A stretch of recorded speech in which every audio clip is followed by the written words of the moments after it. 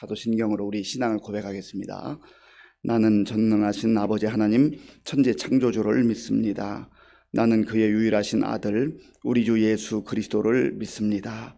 그는 성령으로 잉태되어 동정녀 마리아에게서 나시고 본디오 빌라도에게 고난을 받아 십자가에 못 박혀 죽으시고 장사된 지 사흘 만에 죽은 자 가운데서 다시 살아나셨으며 하늘에 오르시어 전능하신 아버지 하나님 우편에 앉아 계시다가 거기로부터 살아있는 자와 죽은 자를 심판하러 오십니다.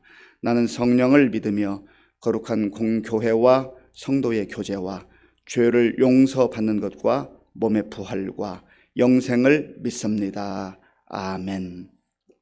하나님께서 우리에게 주시는 말씀은 시편 126편입니다. 구약 성경 898쪽 시편 126편 말씀을 교독하겠습니다. 여호와께서 시온의 포로를 돌려보내실 때에 우리는 꿈꾸는 것 같았도다. 그때 우리 입에는 웃음이 가득하고 우리 혀에는 찬양이 찼었도다. 그때에 문나라 가운데에서 말하기를 여호와께서 그들을 위하여 큰 일을 행하셨다 하였도다. 여호와께서 우리를 위하여 큰 일을 행하셨으니 우리는 기쁘도다. 여호와여 우리의 포로를 남방 시내들 같이 돌려보내소서. 눈물을 흘리며 씨를 뿌리는 자는 기쁨으로 거두리로다. 울며 씨를 뿌리러 나가는 자는 반드시 기쁨으로 그 곡식단을 가지고 돌아오리로다. 아멘.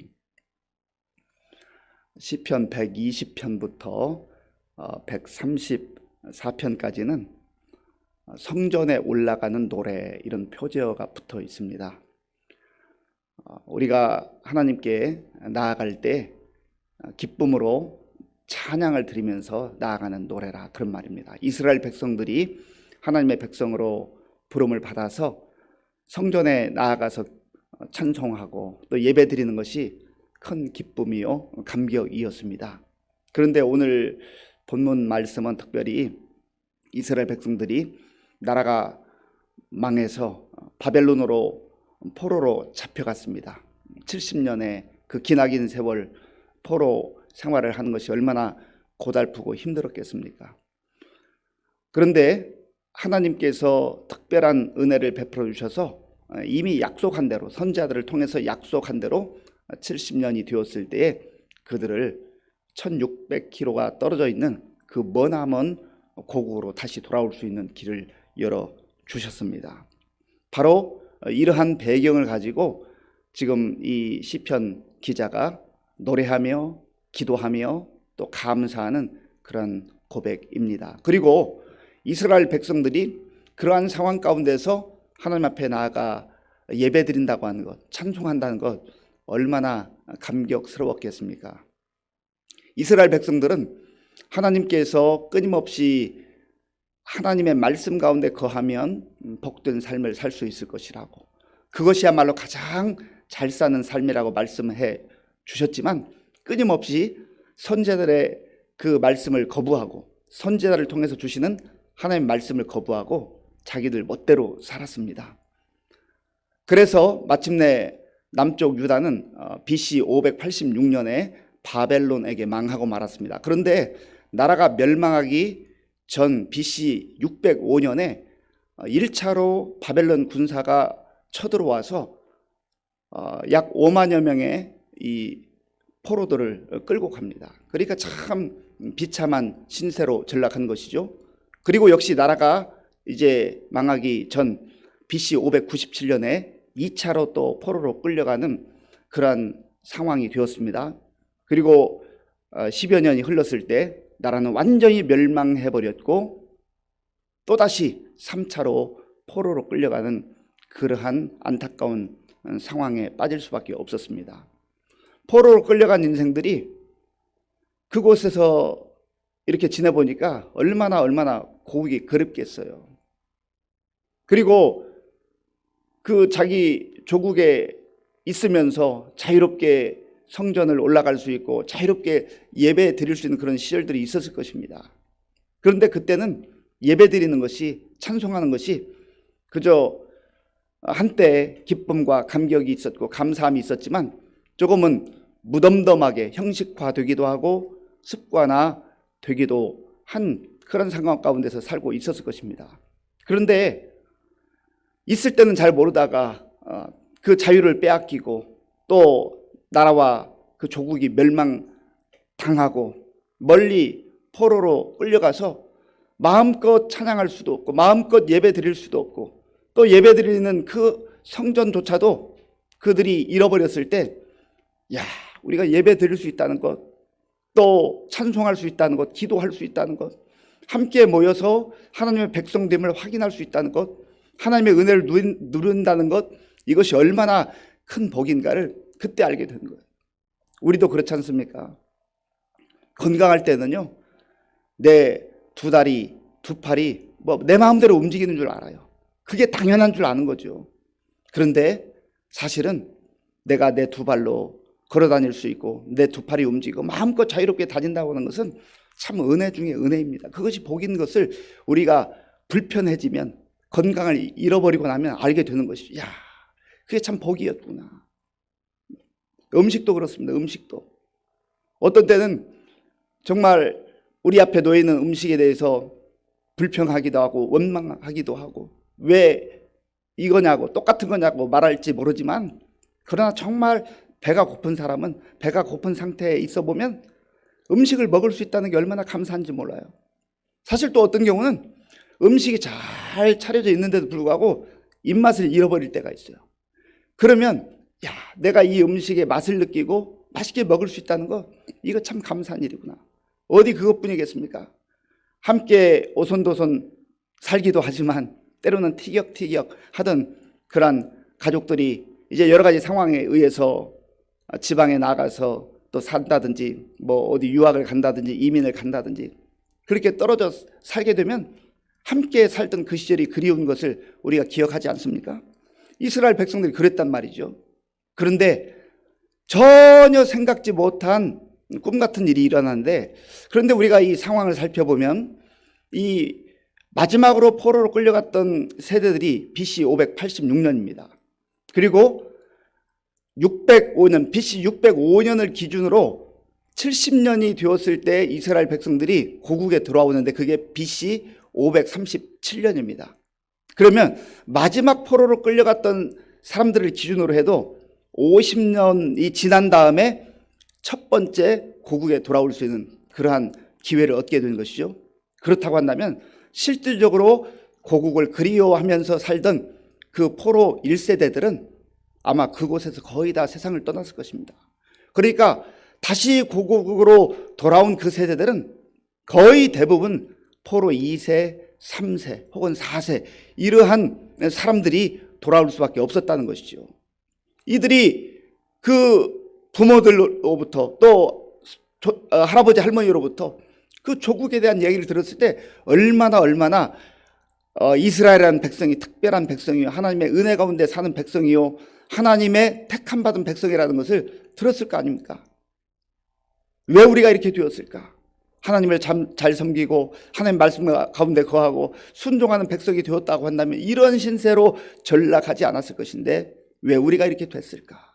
그리고 마침내 그들이 이제 아버지의 조국, 할아버지의 조국에 돌아올 때, 할머니, 어머니의 조국에 돌아올 때 감격에 겨워했던 것이죠. 바로 그 내용이 오늘 본문 1절, 2절에 있습니다. 우리 1절과 2절을 함께 읽어보겠습니다. 여호와께서 시온의 포로를 돌려보내실 때에 우리는 꿈꾸는 것 같아도다.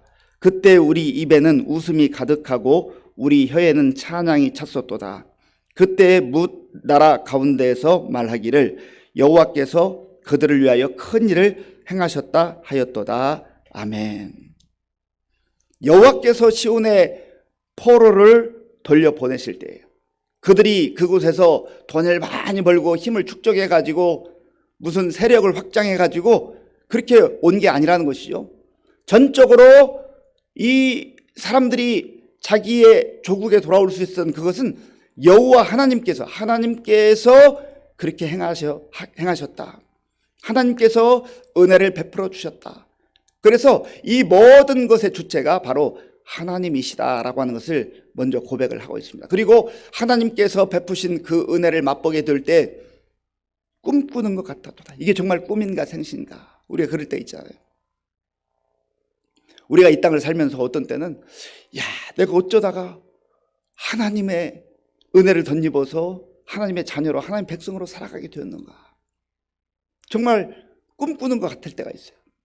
하나님께서 시마다 때마다 우리의 삶을 지켜주시고 인도해 주시고 보호해 주실 때, 그리고 우리의 가정과 우리의 교회를 지켜주시고 보호해 주실 때, 우리 나라와 민족을 보호하시고 지켜주시는 걸 볼 때마다 꿈꾸는 것 같은 그 은혜와 기쁨을 우리가 누리지 않습니까? 지금 이스라엘 백성들이 그렇다는 것이죠. 그때 우리 입에는 웃음이 가득하고 우리 혀에는 찬양이 찼어도 너무나 기쁘고 감사한 것이죠. 우리가 예수를 믿고 하나님의 자녀로 이 땅을 살아갈 때에 순간순간 하나님 베풀어 주시는 이 은혜를 기뻐하고 즐거워하고 누릴 수 있어야 됩니다. 때로는 우리 앞에 큰 은혜, 하나님의 큰 은혜가 임하기도 하지만, 그러나 사실은 가만히 돌아보면, 또 가만히 살펴보면 순간순간마다 매일 생활 속에서 일어나는 일들이 하나님의 은혜예요. 하나님께서 지켜주시고 보호하시기 때문에 우리가 이렇게 살아오는 것 아니겠어요? 그리고 무엇보다도 하나님께서 나를 자녀 삼아 주셔서 이 험한 세상에 살면서도 영원한 하나님 나라를 바라보게 하시고 꿈꾸게 하시고 믿음의 백성으로, 또 하나님 나라의 백성으로 삼아 주셨다는 걸 생각하면 얼마나 감사해요. 거기에 감사와 감격이 있는 것이죠. 그리고 또한 이 이스라엘 백성들이 이렇게 돌아오게 된다고 하는 것은 주변에 있는 나라 사람들도 전혀 생각하지 못했다는 것이죠. 그래서 그때의 문나라 가운데서 말하기를 여호와께서 그들을 위하여 큰 일을 행하셨다 하였도다. 주변 사람들이 볼 때도 참 여호와 하나님이, 저들이 믿는 여호와 하나님이 살아 계시는구나, 정말로 살아 계시는구나. 이게 무슨 군사력으로나 외교적으로나 어떤 자기들의 힘으로 전혀 할 수 없는 일들, 있을 수 없는 일들을 하나님께서 행하신 것을 주변의 사람들이 봤다고 하는 것이죠. 그 하나님을 찬양하게 되는 겁니다. 그 다음에 우리 3절 말씀, 3절을 함께 읽겠습니다. 여호와께서 우리를 위하여 큰 일을 행하셨으니 우리는 기쁘도다. 아멘. 여호와께서 우리를 위하여 큰 일을 행하셨으니 우리는 기쁘도다. 하나님께서 우리를 위해서 행하시는 일들을 우리 육신의 눈뿐만 아니라 우리 믿음의 눈을 가지고 바라보게 될 때 하나님의 행하시는 일을 보는 사람은요, 하나님을 더욱더 경외하고 하나님 앞에 무릎 꿇고 하나님의 그 은혜를 사모하며 갈망하며 그 은혜를 받아 누리며 사는 것입니다. 그런 사람에게는 힘들고 어려운 여건 속에서 기쁨과 찬양이 흘러 넘치게 되는 거예요. 사실 이 이스라엘 백성들이 고국에 돌아와서 그 시온산을 향하여 나아갈 때, 성전을 향하여 나아갈 때 나라가 안정되고 나라의 환경이 좋고 살기 좋은 여건에 있었던 게 아니에요. 고국에 돌아왔음에도 불구하고 여전히 힘들고 어려운 환경 속에 있었습니다. 그러나 그 힘들고 어려운 환경보다는 이제 하나님께서 우리를 향하여 베풀어 주신 그 은혜와 사랑이 너무 크기 때문에 그 문제들이 작아 보이는 거예요. 이것이 바로 이 죄악된 세상에서, 험한 세상에서 하나님의 백성들이 기뻐하며 감사하며 살 수 있는 비결입니다. 우리가 살아가다 보면 큰 문제를 직면하기도 하고 또 자그마한 문제들이 늘 우리 앞에 다가옵니다. 문제 없는 데는 한 번도 없어요. 완전한 하나님 나라에 들어가기 전까지는 우리는 늘 크고 작은 문제를 안고 살아가는 거예요. 그러면 그 문제가 있는 상황 속에서 어떻게 기뻐하고 감사하며 살 수 있는가? 하나님의 은혜가 문제보다 크면 기뻐할 수 있는 거예요. 감사할 수 있는 거예요. 문제보다 크신 하나님이 내 마음에 주인이 되어주시고 주님으로 고백되어질 때 거기에 기쁨과 감사와 찬송이 있는 겁니다. 이것이 바로 우리가 은혜 가운데 살아가는 비결이에요. 그러므로 오늘 저와 여러분들이 하나님 앞에 기도하며 찬양하며 예배드릴 때 하나님, 내 믿음의 눈으로 하나님이 커 보이게 하시고 하나님의 은혜가 커 보이게 하시고 문제가 상대적으로 작아 보이게 하여 주옵소서. 그러면 우리가 문제가 있음에도 불구하고 기쁨으로 감사함으로 그렇게 살아갈 수가 있는 것이죠. 웃으면서 사는 사람, 감사하면서 사는 사람 한번 만나서 깊은 속내를 들여다 보십시오. 한번 들어보십시오. 그분은 문제가 없는지, 그분은 아무런 어려움이 없어서 그렇게 웃고 사는지. 그렇지 않아요. 문제도 있고 어찌 보면 나보다 더 아픈 문제들, 어려운 문제들 여전히 가지고 살아가요. 그런데 어떤 사람은 그런 상황 속에서도 기뻐하고 웃으며 즐거움으로 살아간단 말이죠. 겉으로 볼 때는 저 사람은 아무런 근심, 걱정, 염려가 없는 것처럼 보일 때가 있어요. 그런데 만나서 가만히 들여다보면 여전히 문제도 있고 아픔도 있지만 하나님의 은혜가 더 큰 거예요. 하나님의 은혜가 더 크기 때문에 그 상황 속에서도 감사가 나고 기뻐하며 살아가게 된다는 것입니다. 우리도 그러한 삶을 경험하지 않습니까? 이 시편 기자는 이제 다시금 하나님 앞에 남아있는 포로들을 위해서 기도합니다. 우리는 이렇게 와 있지만 여전히 아직도 부자유함 가운데 살아가고 있는 그런 동포들을 향한 기도가 있어요. 그 내용이 4절에 있는데요. 우리 4절을 함께 읽어보겠습니다. 여호와여 우리의 포로를 남방 시내들 같이 돌려보내소서. 아멘. 그리스도인들은, 하나님의 자녀들은 내가 먼저 하나님의 은혜를 받아 누리는 것 중요합니다. 필요합니다. 그걸 사모해야 됩니다. 그리고 그 은혜를 받아 누리면 나만 누리면 됐다라고 생각해서는 안 되죠. 우리 주변을 살펴봐야 돼요. 공동체를 살펴봐야 됩니다. 함께 웃고 함께 우는 거예요. 함께 은혜를 누리고 함께 고통을 나누는 것입니다. 이것이 바로 교회 공동체, 하나님의 백성들입니다.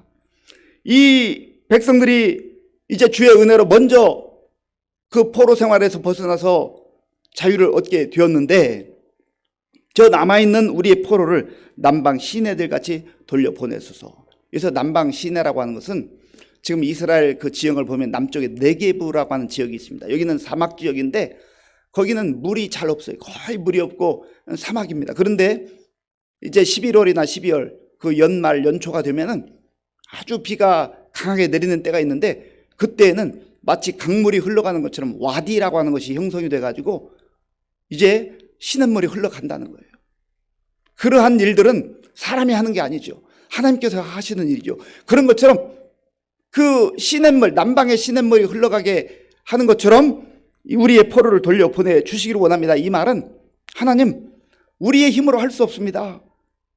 하나님께서 비를 내리셔서 그 죽어가는 땅에 물이 흐르게 하시고 생명이 흐르게 하는 것처럼 하나님 다시금 우리 고통 가운데 있는 여전히 자유를 잃어버리고 있는 그 사람들에게 하나님의 은혜가 흘러넘쳐 나가기를 원합니다. 이런 소원과 기도가 고백되어져 있는 것이죠. 그러니까 성숙한 그리스도인들은, 성숙한 하나님의 사람들은 나만 잘 되면 된다, 나만 문제 없으면 된다, 나만 기뻐하면 되고 감사하면 된다, 그 수준에 머무르지 않는다는 것이죠. 항상 공동체를 생각하는 거예요. 우리 교회 내에서도 마찬가지예요. 내가 은혜 받았으면 힘들어하는 분이 어떤 분인가, 지금 홀로 눈물을 흘리는 분이 어떤 분인가를 관심을 가지고 눈여겨봐야 되는 것입니다. 우리 주변 이웃 사람들 가운데 어떤 사람이 눈물을 흘리고 있는가. 그래서 그들에게도 남방 시내가 흐르는 것처럼 그런 하나님의 은혜가 흘러가기를 원합니다. 그런 고백이 있는 것이죠. 5절 6절 함께 읽겠습니다. 눈물을 흘리며 씨를 뿌리는 자는 기쁨으로 거두리로다. 울며 씨를 뿌리러 나가는 자는 반드시 기쁨으로 그 곡식단을 가지고 돌아오리로다. 아멘. 씨를 뿌릴 때는 눈물이 있어요. 땀을 흘려야 돼요. 수고가 필요해요. 아픔이 있어요. 고통의 시간들이 있습니다. 그러나 그 시간을 믿음으로 잘 견디면 하나님께서 마침내 곡식단을 허락해 주셔서 그걸 누리게 하는 때가 온다고 하는 것이죠.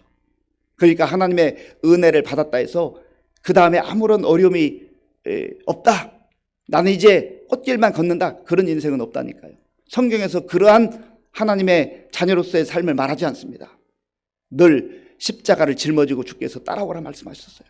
그러나 그 십자가를 짊어지고 나가는 길이, 그리고 씨를 뿌리러 나가는 그 삶이 힘들고 어렵고 눈물을 흘려야 될 때가 있지만, 그러나 묵묵히 하나님의 약속의 말씀을 믿고 나아갈 때 하나님께서는 마침내 아름다운 결실을 허락해 주셔서 그를 누리게 하는 날이 온다고 하는 것입니다. 이 말씀을 마음에 간직하시고 우리의 삶 속에서 하나님 베푸신 은혜를 누리고 또 나만 누리는 것이 아니라 내 주변에 있는 사람들에게 하나님의 그러한 은혜가 강물처럼 흘러갈 수 있도록 함께 기도하고 또 비록 우리의 삶에 여전히 씨를 뿌리는 수고가 필요하지만 하나님께서 우리에게 주시는 열매를 기억하며 또 열매를 기대하며 담대하게 나아갈 수 있는 우리 모두가 될 수 있기를 바랍니다. 기도하겠습니다. 아버지 하나님 감사합니다. 하나님께서 은혜를 베풀어 주셔서 하나님의 때가 되었을 때에 포로 가운데 너무나 비참하고 너무나 고통스럽게 살던 백성들을 다시금 고국으로 돌아오게 하셔서 감격으로 기쁨으로 찬송하며 예배드릴 수 있는 은혜를 베풀어 주신 것 감사합니다. 하나님, 오늘 우리 각자의 삶의 현장 속에서 그러한 은혜를 이미 베풀어 주셨고 또 앞으로도 베풀어 주실 줄로 믿습니다. 힘들고 어려운 상황들이 펼쳐지지만 씨를 뿌리러 계속해서 믿음으로 나아갈 때 하나님께서 열매를 허락하실 것을 믿고 소망 가운데 기대감 가운데 살아가는 우리 모두가 되게 하여 주시옵소서. 예수님의 이름으로 기도하옵나이다. 아멘. 주기도문으로 예배를 마치겠습니다. 하늘에 계신 우리 아버지, 아버지의 이름을 거룩하게 하시며 아버지의 나라가 오게 하시며 아버지의 뜻이 하늘에서와 같이 땅에서도 이루어지게 하소서. 오늘 우리에게 일용할 양식을 주시고 우리가 우리에게 잘못한 사람을 용서하여 준 것 같이 우리 죄를 용서하여 주시고 우리를 시험에 빠지지 않게 하시고 악에서 구하소서. 나라와 권능과 영광이 영원히 아버지의 것입니다. 아멘. 지금 힘들고 어려운 코로나 상황을 지나고 있지만 그래도 우리는 자유롭게 예배를 드릴 수 있는 거 아닙니까? 지금도 북한이나 중국이나 또 베트남 또 회교권 이런 데서는 예배를 드리고 싶어도 마음대로 드릴 수가 없습니다. 그거 생각해 보면 우리가 마음껏 자유롭게 예배 드릴 수 있는 것 감사하며 그렇게 예배를 드려야 되겠습니다. 하나님 또한 나에게 베풀어 주신 은혜를 기억하면서 감사하고 기뻐하고 즐거워하게 하시고 또 시선이 나에게만 머무르지 않고 우리 주변에 역시 하나님의 은혜를 아직 알지 못하고 살아가는 사람들을 긍휼히 여기며 그들을 위해서 기도하게 하시고 그들을 향해서 우리가 은혜의 통로가 될 수 있도록 도와달라 기도하시고요. 또 씨를 뿌릴 때 힘들고 어렵지만 포기하지 않고 열매를 기대하며 믿음으로 살아가게 해달라고 기도하겠습니다. 나라와 민족을 위해서 기도하시고요. 또 코로나 극복을 위해서 대통령 선거를 위해서 기도하겠습니다. 또한 우리 교회와 성도님들을 위해서 기도할 때 우리 어르신들과 또 환우들과 우리 다음 세대를 위해서 기도해 주시고 우리 군 복무 중인 청년들 또 선교사님들을 위해서 기도하겠습니다. 아버지 하나님 감사합니다. 하나님께서 오늘도 우리에게 새날을 주셔서 우리의 마음을 다하여 찬송하며 기도하며 말씀 듣고 또다시 기도할 수 있도록 도와주셔서 감사합니다. 하나님 아버지, 우리가 자유롭게 예배를 드릴 수 있는 것이 얼마나 큰 은혜이고 은혜인지 알 수가 없습니다. 하나님 아버지, 우리에게 아직 기회를 주셨을 때 우리가 아직 자유롭게 예배를 드릴 수 있을 때 하나님 아버지로 건강이 있을 때 아버지 하나님 예배 드리는 것을 사모하게 하시고 기뻐하게 하시고 즐거워할 수 있도록 주님 도와주시옵소서. 우리에게 베풀어 주신 은혜가 너무나도 많은데 하나님 아버지, 우리가 그 은혜를 누리지 못하고 기뻐하지 못하고 항상 기도하는 것, 아버지 힘든 것, 문제 우리의 시선을 두고 아버지께서 베푸신 그 은혜를 누리지 못하고 하나님 우리의 눈을 열어주셔서 하나님이 문제와 비교할 수 없는 위대한 하나님 속에 전능하신 하나님 속에 하시고 하나님의 은혜가 문제와 비교할 수 없는 큰 선물임을 알게 하시고 은혜로 알고 받아 누리는 우리 모두가 되게 하여 주시옵소서.